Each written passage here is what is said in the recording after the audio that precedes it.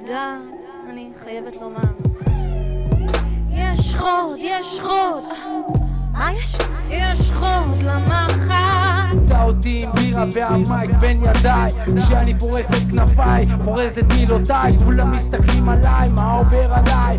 לא מבין אם אני עושה על זה לייק. שוב פעם בדיזינגוף, לא רואה את הסוף, מדבר אליך כמו הייתי איש הגוף. באתי לתקוף, באתי לשקף את האמת. אין דינו, מי בכלל יצא? זה עניין של ביקוש והיצע. קבל פצצה אם תנסה להתעסק, אתה תתחיל להתרסק. אני עכשיו ומי מנסה להתעסק אני מפסק ומנקד.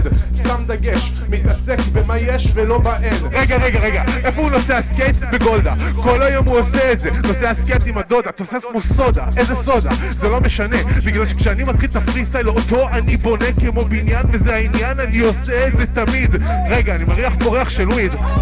תביא את זה! יש לנו פעם אחת לתפוס את הרגע בשתי ידיים, לחבק אותו ואף פעם לא להסתכל אחורה, כי אז נהפוך למלח. כן, בא בטוב, כתוב לי על המצח, הריים שלי יישאר כאן לנצח. יש לי מה להגיד הרבה, אני בא כמו אימא'לה, אני בא כמו אימא'לה, אני בא כמו מתפלל. על המייק אני משתדל, על המייק אני מתעגל, אל המייק אני מתרגל. אני מרחף ואני לא מתעייף, את החריזה שולף, את החריזה תוקף, ואת כל הקהל שלי אני עוטף בכנות, בפאקינג אמת וסטלבט בו זמנית. אנשים מסתכלים עליי פאקינג מעוננים, איזה כיף שיש לי את עצמי, זה אני ואת כולם ביחד, אבל ביחד זה מה שחשוב. הבנתם? תצאו כבר מהכלוב.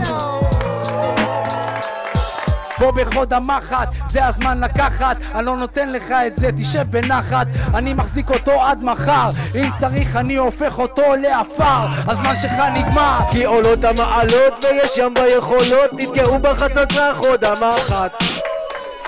Yeah.